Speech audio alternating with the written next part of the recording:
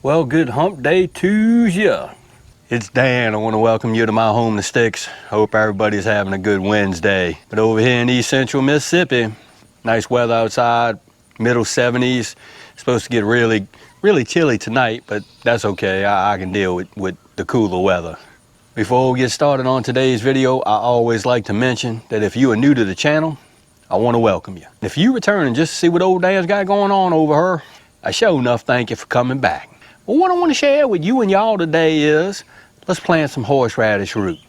Give me a second, that's what we finna do's.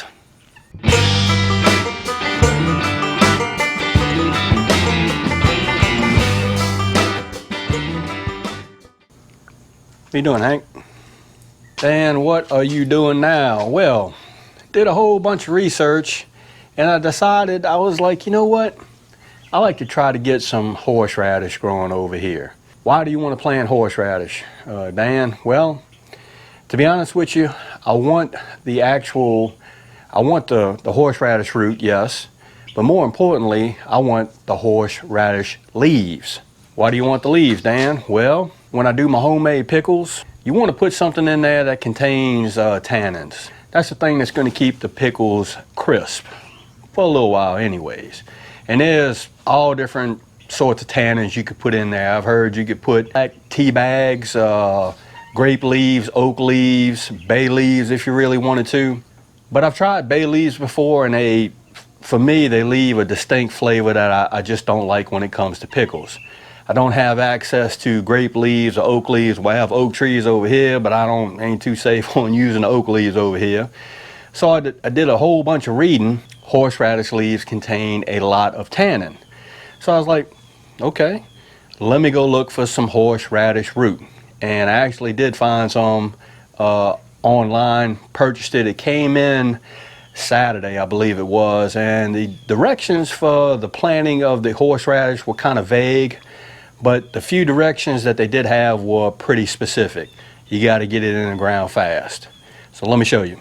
I don't know if you can see that, but it is right here. I have some horseradish root that is actually starting to sprout already in this big half barrel, whiskey barrel, so to speak. What I have here is the actual horseradish root. I actually dug this up because I wanted to show you what I did and what it looks like. The root that's in that half whiskey barrel had quite a few nodes on it that were actually starting to sprout, kind of, sort of. This root, however, doesn't have any nodes or anything that appears as, like one right there, that appears like it's actually going to root. So I was kind of like, okay, which end do you plant? Because you got a end that looks like it was freshly cut. You have an end on the other side that looks like it's been cured. So I did a bunch of looking around and reading, and I really couldn't find an answer, because normally if you have some eyes or nodes on the side of the root that are actually sprouting, you could plant those facing up and just cover it up with a little bit of soil, and they'll break the ground or break the soil just like that one did. So on this one, I'm gonna go ahead, and I had this planted on kind of like an angle. So all I did was I dug down a little bit and just planted this guy such as that, at an angle. Some folks that I've seen on YouTube plant them straight up and down. Some plant them horizontally, but I'm going at a 45. Just covering that baby up and letting it go. Might want to push it down a little bit more. There we go. Anybody versed in growing horseradish by root cuttings? If you care to chime in on that, I'd be interested to hear what you have to say. Just drop it down in the comments, because I love reading the comments. I think it's going to work. The one that I have planted in the half barrel seems to be doing fine. As far as the soil requirements, horseradish really isn't all that picky from what I understand and from what I've read. It prefers a well-draining soil, which is what I have. And from the reading that I've done, once you plant the horseradish root, you should keep the soil moist as possible.